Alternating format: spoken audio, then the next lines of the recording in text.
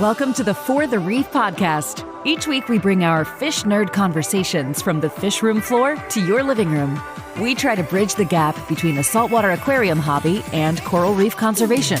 Now, here are your hosts, fisheries biologist and founder of For the Reef Apparel, Mitch Dender, with local fish store owner and first responder, Ian Bell. So today, we were planning on talking about, my background, education, and maybe a little bit about my career and how it ties into, the fishy stuff. Yeah, technically it's saltwater related. Yeah, somewhat.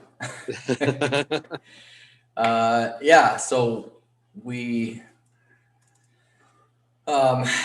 I guess the other thing, just before we get started, there was a hurricane in the Cayman Islands. As far as we know, everybody seems to be okay with the Cayman eco divers, which is great to hear. Yep, it's moving off towards Mexico now. It was only a Category 1. I think they said they had 95 mile an hour winds. I saw the video. It looked pretty crazy. Mm-hmm. Bunch of boats flipped over, some, trees uprooted, things like that. I spoke to Aaron briefly yesterday, and as soon as they're able, they're going to go out and check the coral trees and stuff, but he's quite confident that they're going to be okay. Mm-hmm.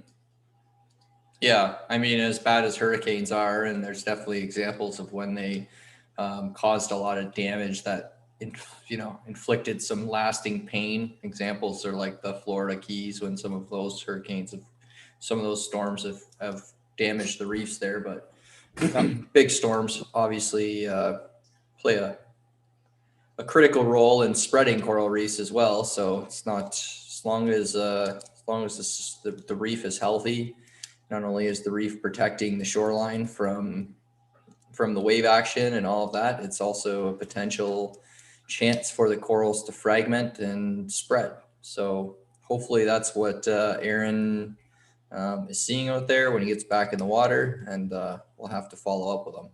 Yep, for sure.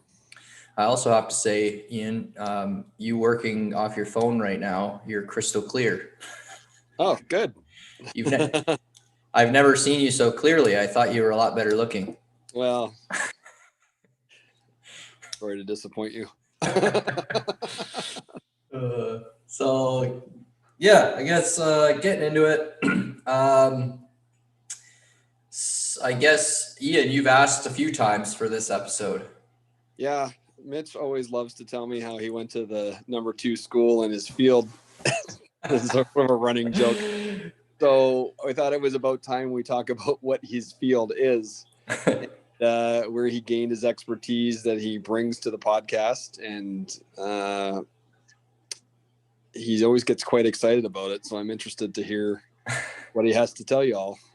Well, let me preface this with saying that the more education I got, the more I learned that I didn't know. I was humbled by my experience through my education and then entering the workforce. And I think that's the way most people go. So I like to joke around with Ian, but the reality is that I had very little to do with the performance of that school, but nonetheless, I'm proud of our graduate program. So basically, I finished my undergrad like most people, not really with much direction. I knew that I loved aquatic ecosystems. I embarrassingly always said that I love everything under the water. And that was something that in my career, I knew I wanted to pursue in some way. So after my undergrad, I decided that I really loved aquaculture. It was either going the route of conservation officer or aquaculture. And once I saw the program for aquaculture, I just said, putting all things aside from, different career choices and just kind of following something that I was interested in rather than chasing money and stuff like that. For better or for worse, I wanted to try this aquaculture program. So I ended up applying to it. And while I was waiting for that application, I was doing a bunch of things during my undergrad and after. I worked at the Belle Isle Aquarium in Detroit and helped the curator there with some cool exhibits and did some outreach stuff. And I did some work for U.S. Fish and Wildlife. And then I also ended up, because I did that work with U.S. Fish and Wildlife, I worked with sturgeon, and I met a guy named Dr. Trevor Pitcher, who's a really, really excellent researcher in the Windsor area. He now runs a hatchery here and is recognized around the world for his work with fishes. And I randomly reached out to him saying, hey, I know you know about the sturgeon program with U.S. Fish and Wildlife. I was involved. I'm kind of in limbo right now as I wait for this opportunity to go and study aquaculture. So you got anything for me? And I was actually in Australia when I got an email from him. I was just backpacking, doing what guys do, I guess. And he asked me if I could go out to BC and work at a fish farm there, but as a research tech, as like a research associate. So I said yes. So I came straight home from Australia. A couple of days later, I was on a plane going into Vancouver, then flying over on another little jump plane onto a place called Quadra Island. Quadra Island is a tiny little island in between the mainland and the island. It's not tiny in size, but it is tiny in population. So I got out there and I lived in this research house for 4 months, just taking care of fish and working with the researchers and working with the master students to help them with their programs, and also working on the fish farm every chance I got. So one, it just amplified my love for aquaculture and culturing fish, and it exposed me to a different level of research and stuff like that. So I ended up meeting a few professors from the Great Lakes Institute for Environmental Research that's based out of Windsor. That's the graduate program I'm always boasting about. While I was there, we had a year where we were ranked number 2 in North America for research papers and the quality of those papers. So number 2, what up? Ian was giving me crap one day. So that's how I tried to chime back, and I'll never hear the end of it. So anyway, there was those professors that were there, and that was Dr. Christina Semeniuk and Dr. Oliver Love. One who studies endocrinology, which has to do with your hormones and mainly looking at it in birds, and Christina Semeniuk, who was a predictive ecologist. So someone who kind of looks at what animals do and try to predict it in models. And then she's a behavioral scientist looking at how animal behaviors dictate what they do in the wild. So without kind of rambling too much, basically, they thought that I was doing a good job on the hatchery, and they said that they thought I would be a good student for them.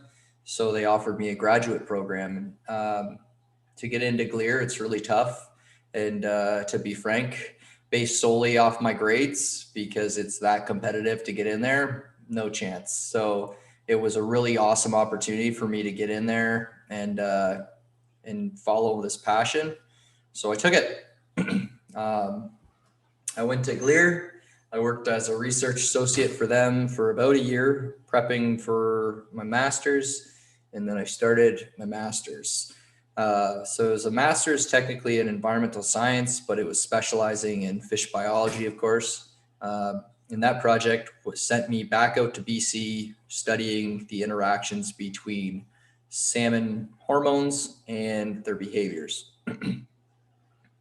So that's kind of how I got to that point. Do you want me to explain what the actual master's was about without getting too in the Tell weeds. people what you were there and what you were trying to achieve and what you learned from it.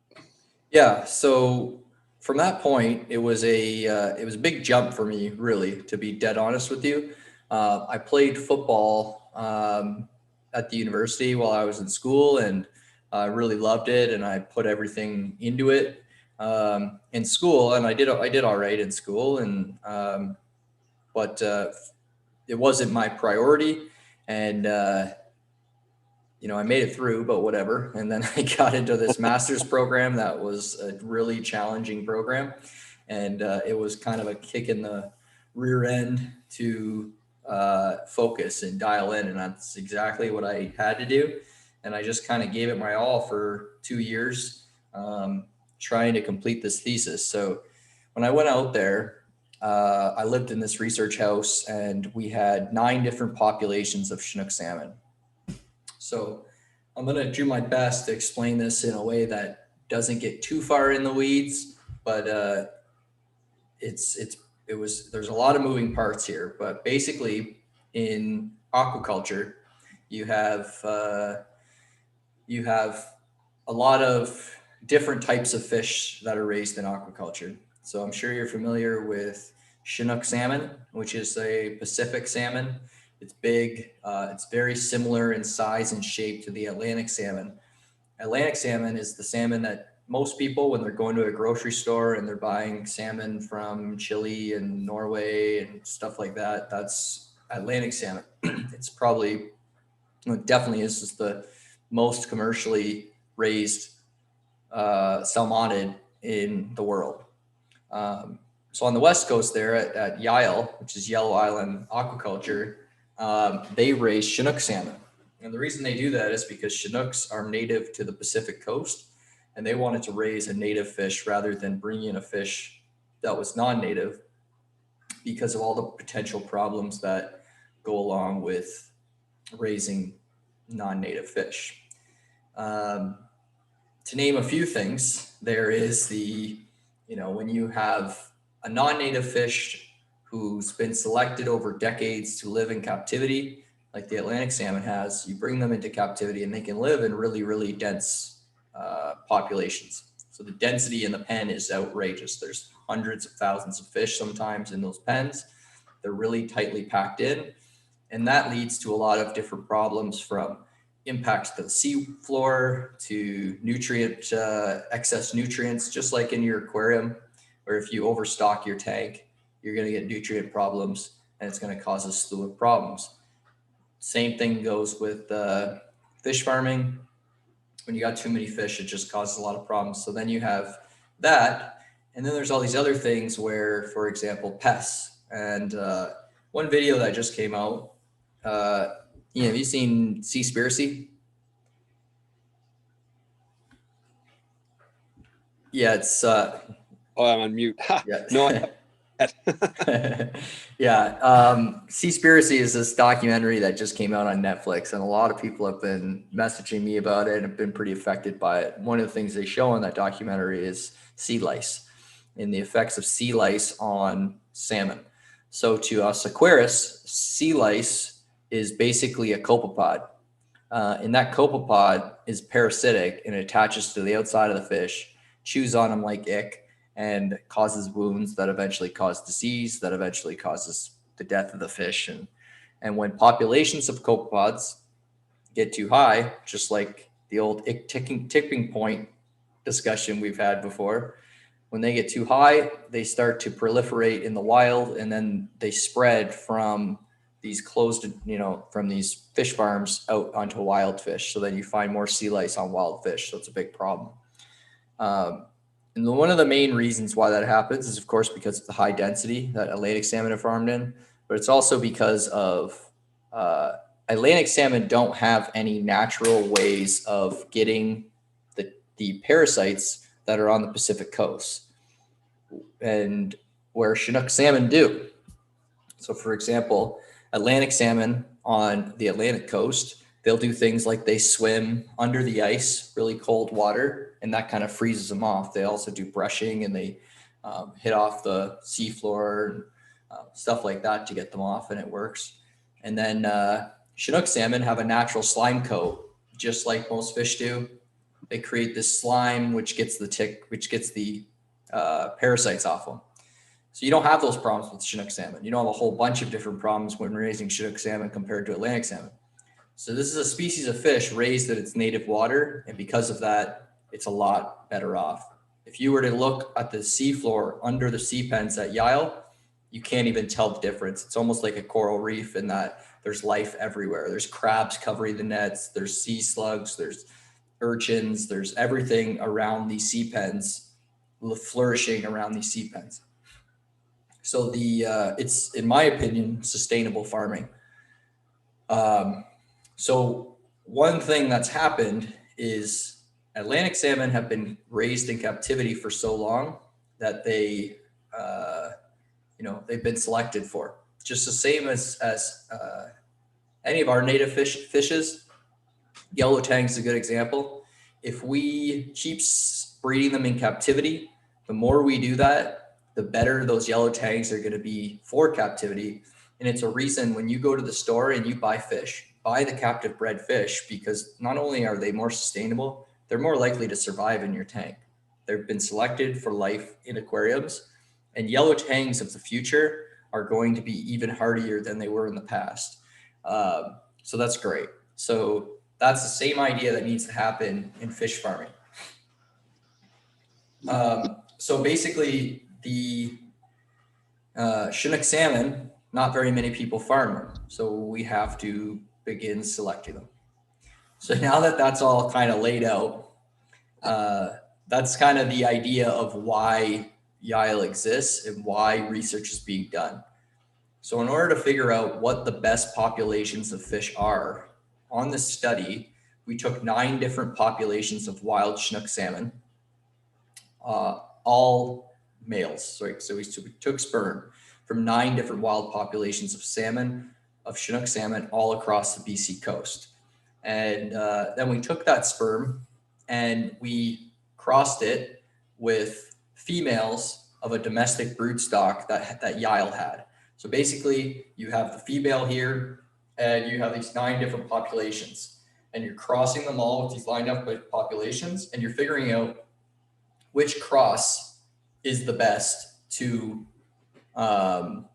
introduce new genetic diversity into their broodstock, and also increase performance of the broodstock. So there was a Yale population, so that's like all native fish, and then there was 9 others of captive bred females with non-native males. Before I go any further, do you have any questions about that?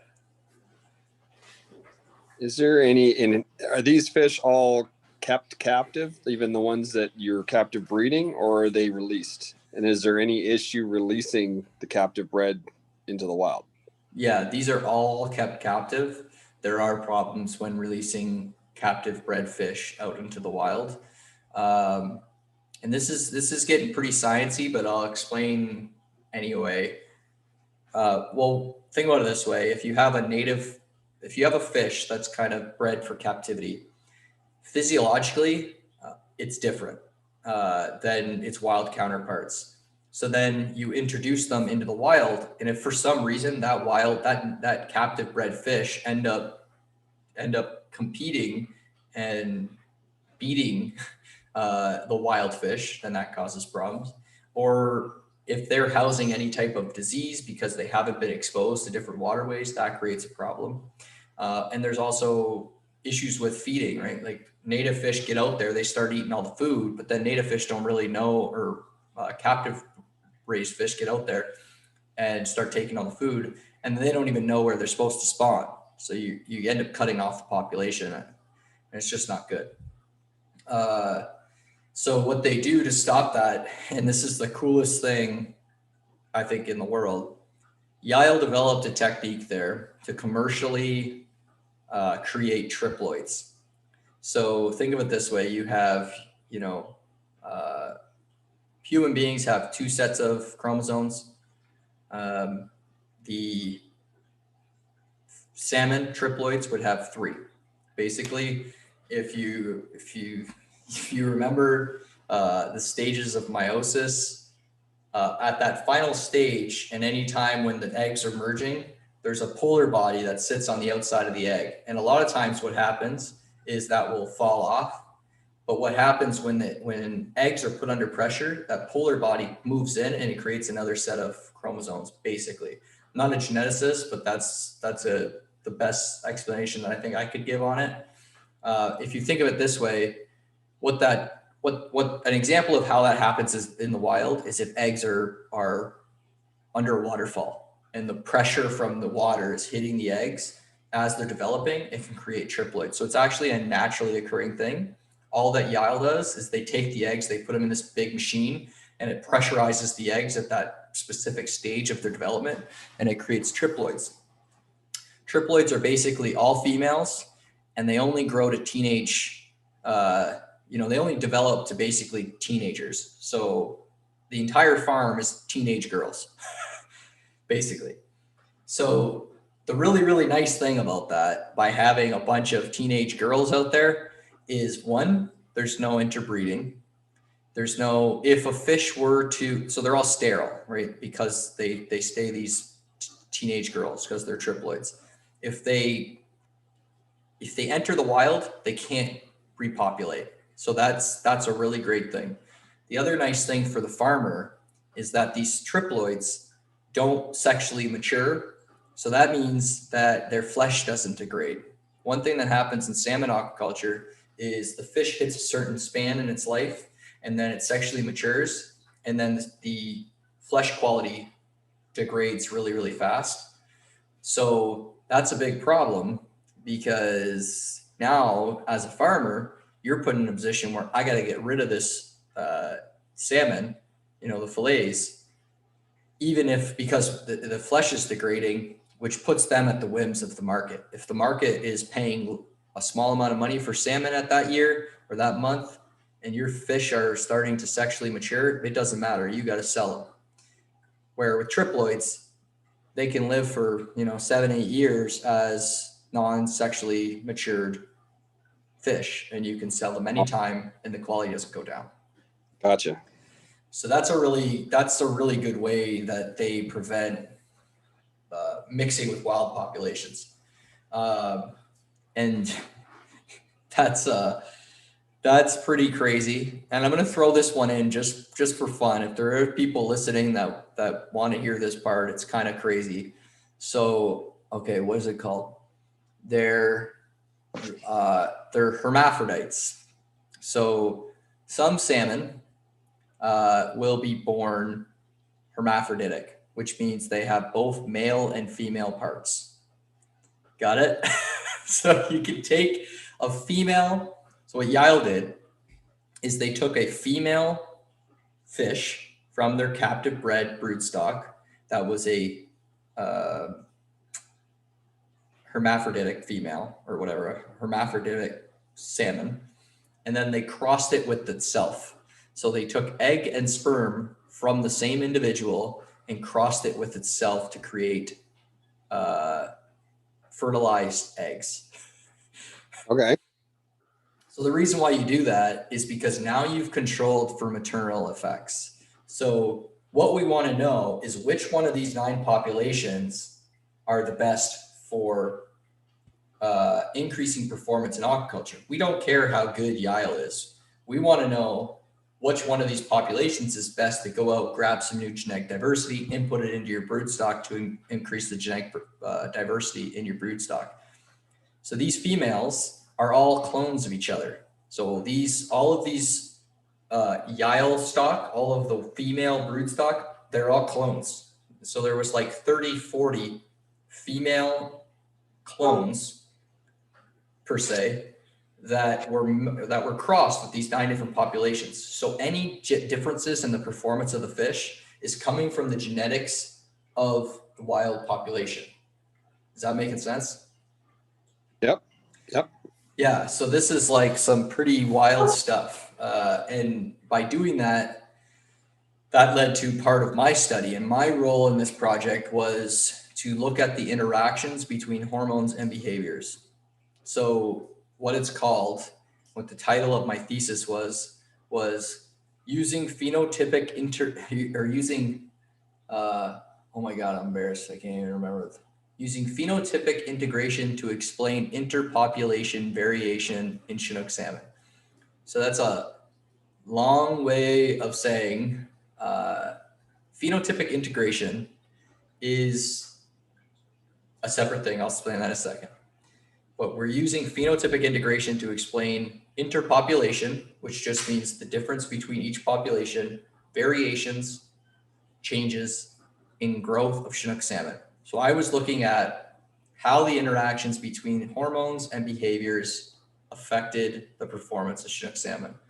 So to do that, I set up, I had a bunch of fish, thousands of fish, and we pit tagged them, which is basically we microchipped them. I pit tagged individually like 10,000 fish.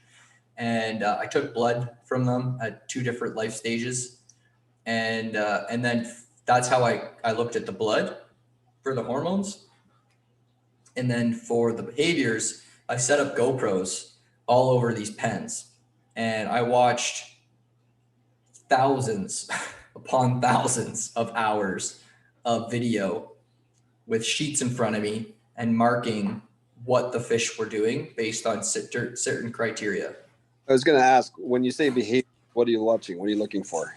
So you're looking at like a level of schooling. You're looking at a level of dispersion. You're looking at how fast they're swimming. What part of the cage are they swimming at?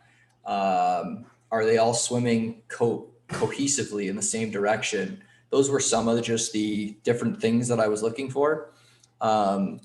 Just to try. Sorry, go ahead. Yep. What's the ideal behavior that you're hoping to get? So that was the big question, right? Because what I was looking at when I was going through all the literature is it wasn't like you could go out into the wild and just say, oh, those fish really swim closely, or those cortisol levels are 120 micrograms in that fish, and that's what you want, or you need to find the fish that are swimming this fast because that's the key. What I found is there was a whole bunch of different indicators, and they all seem to be working in cohesion. So that question that you just had, what was the best trait, was literally what my entire master's was about, was taking a whole bunch of different traits and then literally mapping them in 3D. So I have like these 3D graphs that map all these different traits, whether it's hormones, different behaviors, a whole bunch of them. And then they all kind of follow on top of each other in these graphs. And you can look, where did performance peak? Performance being growth rate or size. So what I ended up finding was that certain levels of cortisol, baseline cortisol, so which cortisol is a hormone that controls your stress, and it's your fight or flight reaction. It's a steroid hormone. It mobilizes sugars in your body to go out and feed or to defend yourself, all of that sort of thing. In short bursts, it's really amazing. If it's long term, it creates a lot of problems. So, and I think we talked about that a bit in another podcast, but basically what we found was that, and I'm trying to remember exactly what was in there, but it was when cortisol was at the like mid to high range without giving the numbers, matched on with a high level of cohesion. So fish were swimming cohesively, tightly together. And there was another 2 behavioral traits that tied into that. When that trifecta happened, growth was orders of magnitude better than other populations. So it was a really key indicator of performance. And that's, in a practical sense, that's good. But research always isn't about the practical applications. There was also the theoretical part where there isn't a lot of papers that show phenotypic integration and how phenotypic integration explains traits, right? So like if you wanted to look at, well, how do I make the best athlete in the world, right? You wouldn't just say, well, you look for the one that has the biggest biceps, right? You'd say, I need a guy who's got a lot of heart, and he can run long distances, and he's got a strong back, and he's strong legs, and he's got great vision. There's all kinds of different traits that you would look at. And when those fall in line, that's when you get the best athletes in the world. It's the same idea that I was trying to do, was looking at a whole bunch of different traits physiologically to explain what's going to be the best indication for performance. And the reason why that happens is because, and this is a genetic thing, but traits don't develop in unison. So for example, we always talk about different traits as they develop, right? So like, I'm just looking at my tank behind me, right? Okay, here we have a hawkfish. So there's a long-nosed hawkfish in this tank behind me, right? Some of its key traits here are that long snout that allows it to capture prey that's in crevices. Its lack of swim bladder allows it to rest and not use too much energy and dart around the coral reefs and hide. Its color probably has something to do with breeding. Lots of different traits that you can see in any one of those fish that would be like, okay, that's the trait that changes everything. But what really happens is as that fish was genetically evolving, its fins maybe were getting bigger, it was losing its swim bladder, it was making a longer snout, but maybe as it's growing its snout, there was other genetic correlations that were happening that also had to align. So, there was a genetic trait that also allowed it to lose its swim bladder. So maybe its snout developed at the same time, the same type of genes caused its snout to grow that made its swim bladder go away.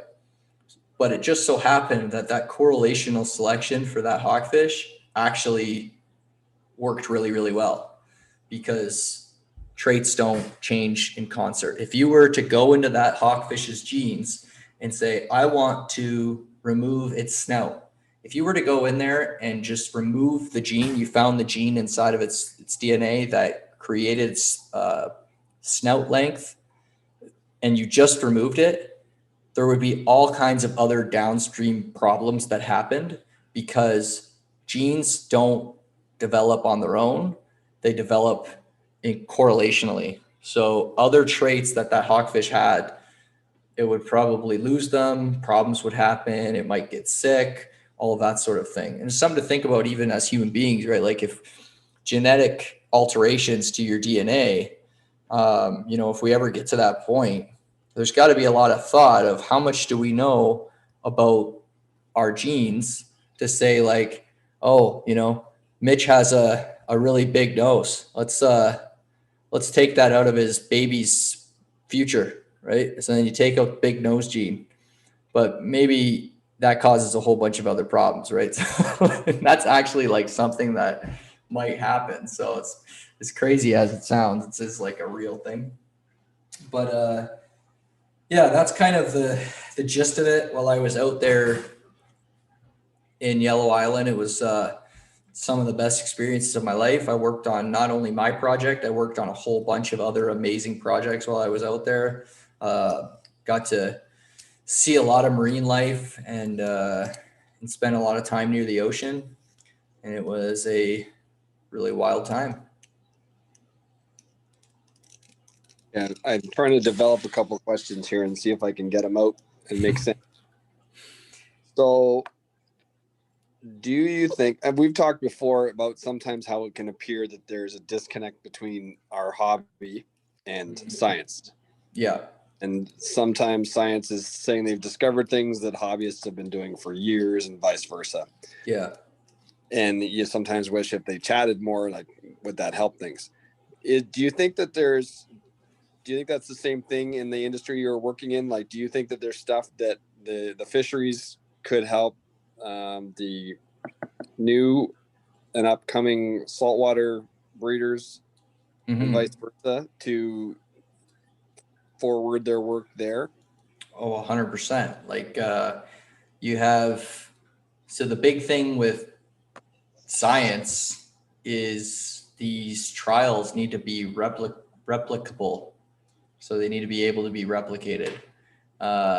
So the problem with hobbyists a lot of the time is you get a lot of stories. You get a lot of fish stories of this worked for me or that worked for whatever. And you get a lot of, well, I did this and then that changed this and that was great. Um, One thing that would be really effective. So there's this one thing called it's a meta-analysis. It's like a form of statistics where you can take a whole bunch of different data and a whole bunch of different studies and you combine them all in to make a gigantic data set and you evaluate that huge data set. If there was a way to get hobbyists to post on some type of more strict forum or something like that, somewhere where this data could be collected from all of the hobbyists, more than just hearsay, and then it could be transcribed through statistics to say what was actually statistically relevant. So like you have 1 million hobbyists breed clownfish, and the statistics show that it was feeding the clownfish rotifers that actually, and I'm just making all this up, feed the clownfish rotifers, and your clownfish offspring are going to be like the number of offspring is going to be 10 times more than it would if you didn't feed rotifers, right? If me and you both bred clownfish and we're on the other side of the world from each other, and I call you up, Ian, you got to feed them rotifers, blah, blah, blah. And then you're like, oh yeah. And then you go try and you do it, but you change the temperature a little bit and you don't get the same result, right? The only way to tease out what's important is to get a humongous data set and do the statistics to show what was actually significant, basically, like statistically significant. If we could figure out a way to do that, then I think the findings that hobbyists have would be more useful to the researchers. And the other big thing is like researchers in general, just like I did for the last 45 minutes, it's sometimes you get so caught up in what you're doing and the way that you're talking and you get you dive in that it's sometimes difficult for most researchers to describe what the research is about in a way that makes sense to the average person, or more to simplify it without losing those critical details. So popular science articles, for example, are really great. So they take a research paper, they read it, and then they write it an article that your average reader would understand without all of the scientific jargon. I think that would be great. Maybe we should have a magazine. I guess, what's that one magazine? Coral. There's magazines out there that they post popular science articles and stuff, and they try and simplify the language. But then you always run the risk of people just reading headlines, and so many studies out there, so many anecdotal things that I've heard in the hobby. Once I dug into it and I started reading about it, the research paper gives you way more details that kind of disprove what that headline was. But too many people just read headlines and then they spread misinformation without even really realizing it. So yeah, I don't know. It's a tough thing. It's a really difficult challenge to bridge the gap between hobbyists and scientists, basically. But it needs to happen, because I can even say from my own experience, getting into a lab, setting up 15 tanks to put perch in it, for example, and they go to they're trying to figure out the plumbing and the filtration Where like for us, we're like, oh yeah, you just need like sponges or bioballs or something like that. You need some type of biological media, and you need to run the plumbing in this way, and blah blah blah. And if you don't come from the hobby, all this stuff that we've learned over years and years and years, and now it's second nature to us, they most of them don't. Most of them have never even had an aquarium at home before, and now they're trying to set up a tank to run a study on. That's a good example of like where hobbyists could, Yeah. teach them. I was listening to a Magna talk Matt Peterson did while I was driving a week ago, and he said a lot of the things similarly that you said about the ducking and sharing, but having you have to stay exact. It can't. It's not. Yeah, did it one time.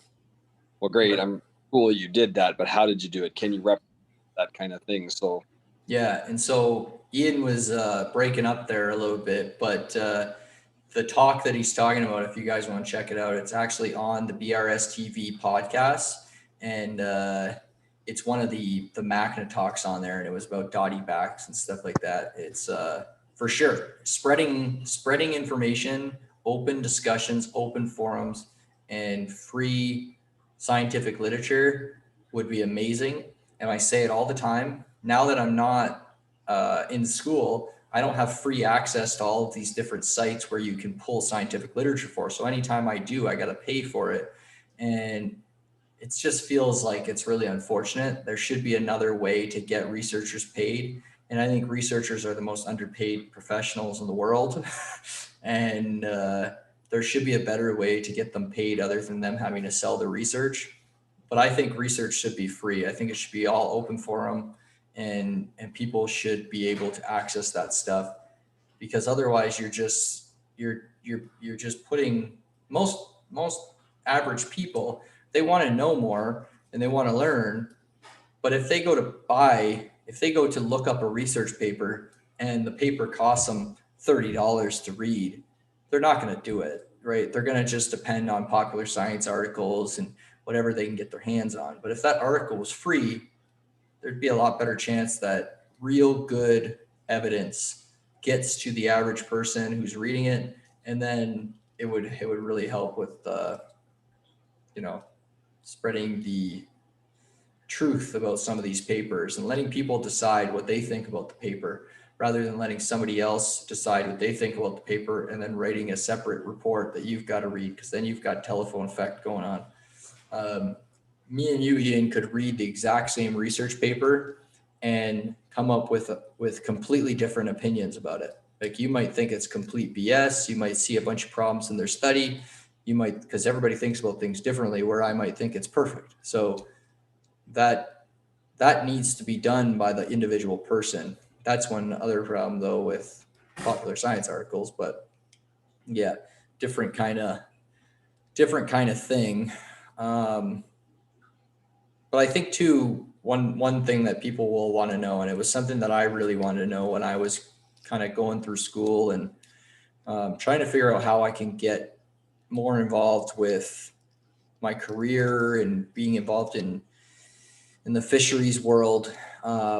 I remember I read this book, and it was called like How to Find a Career in the Aquarium Hobby or something like that. I forget what it was called, but I have it. I'll have to look it up and I'll post it or something. But dummies. Yeah, something like that. And yeah, and I mean, there's some obvious ones. I mean, you can go work at a big aquarium. You can start a fish store. You can, go into aquaculture. There's some obvious ones, but those don't always pan out for everybody. There can only be so many fish stores. There can only be, there's only so many locations that have availability for people to go work in big aquariums and go and work in aquaculture facilities. Like, where do you find work? For me, I work in the fisheries world where, we do studies on ecosystems, and you go in and you do a habitat study, and you figure out what are the, opportunities and risk if you're doing construction in those areas, and figure out ways that that protect the fisheries while facilitating construction. So that's how I found my way into staying involved in fish in my career. But it is something that, it's great to hear when people explain their careers, and especially people that have stayed involved in fish in some capacity than other than, the obvious ones. Because sometimes it's like, well, I love fish. I love this hobby. I've been in the aquarium hobby my entire life, but I feel like I can't make a career out of it. But there's a lot more jobs than people think. And not all jobs do you need to have tons of education and stuff. You just need to put yourself out there. But it's something I've always wanted to do. If there's anybody listening to this podcast that wants to further their career in fisheries work, or they have questions about the education that I did, or ask any more questions about what I do for a living now, feel free to reach out, because it's something I'm really passionate about. Is kind of I looked up to a lot of people as I went through my career and my education that really supported me and gave me guidance. And I don't know a lot, but whatever I do know, I'm happy to share and help anybody. So if anybody needs some guidance or some support, shoot me a message and I'll be happy to continue this discussion. It's pretty much accepted knowledge now that aquaculture is going to be a big thing in the future. Mm-hmm. So, Massive. Even though Mitch was saying it can be challenging to find where you think your niche is going to be, it's an up and coming industry in both the aquarium hobby and in the food fishery. I think it's worth exploring. For sure. I was listening to another Magna talk the other day, and I feel terrible that I don't remember her name now, but the doctor that runs Rising Tide. Mm-hmm. He was speaking about how even the food fisheries are outpacing what even conservation could do, because for sure. population growth and demand is going to be more than that. So food fisheries are going to become necessary. They don't have to be out in the oceans. A lot of people are doing these things, in landlocked areas, but it's the future. So it's worth looking. Yeah, it's 10 years ago about now. I remember when this paper came out, it showed that aquacultured fish consumption has exceeded wild caught fish consumption in 10 years ago approximately. So basically what that means is that the world is consuming not only more fish, but they're consuming more aquacultured fish, more aquaculture fish than wild fish. Wild populations have reached their limits. They have a limit that's based on conservation efforts. It's based on the productivity of the ocean and all kinds of limits that are somewhat out of our control. But the parts that are in our control, we just can't rely on wild fisheries to provide the fish protein that the world is demanding right now. And it's not even close anymore. So every year people eat more fish. Every year more fish that they do eat is coming from an aquacultured source. And there are problems with aquaculture. There's no doubt about it. But, we need to find solutions. We need to think about how to make it sustainable. What types of ways can we make it sustainable? Because people aren't going to stop eating fish. No matter how many documentaries come out like Seaspiracy, people are going to continue to eat fish because majority of people, one, like fish, but also there's a ton of people that rely on it as the critical part of their protein and their livelihood. So people are going to continue to eat fish, and aquaculture, whether it be aquaculture for people to eat and for well-being and for protein, or it's aquaculture for this hobby, it's here to stay, and it's going to grow, and it's going to continue to grow every single day. It's the reason why 5 years ago you could go back and look at ornamental aquaculture for aquaculture for fish that are in our hobby, aquaculture that are for our corals, and you go back 5 years ago even, and the growth in that sector is massive. There's new companies popping up every day, it seems like, and there's new innovations coming out every single day. Like in that talk, mainly people were breeding for the longest time. It was like dotty backs, clownfish, and what else was on that list? Well, those were the two main ones. But yeah, like we just got to put our heads together on this and figure out a way to start doing this more sustainably, and it's great. Larger scale. On a much larger scale.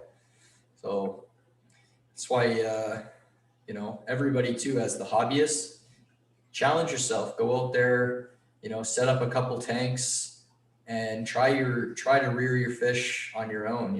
It's a challenge, especially when it comes to saltwater fish, to rear fish in captivity, especially doing it at your house.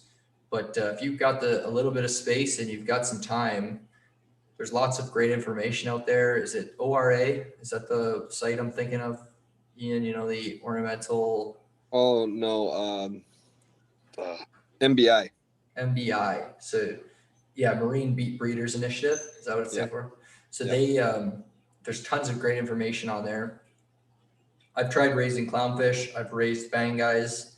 I'm gonna try urchin soon, and I want to continue on that list. It's fun, and definitely need to figure out ways to start posting this, which means maybe we post on MBI about how to breed these fish. Because even to my point from before, the more we breed these fish, the more lines of fish that are bred in captivity, the better these fish are going to live in captivity and breed in captivity. So we may get to a point where it's easy to breed these fish, and that means the prices potentially can come down, and it secures this hobby so that we can have it for the long term, because the hobby definitely needs more aquaculture. So that's probably a good spot. I hope I didn't put anybody to sleep. I hope nobody's driving and fell asleep at the wheel. I know I could get rambling, but if you have any more questions, shoot me a message. Very good. All right.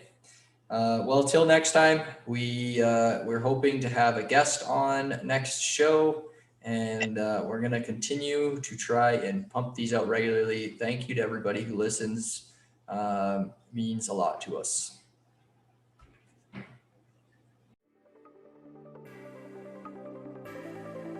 Thank you for joining us for this episode of the For the Reef podcast.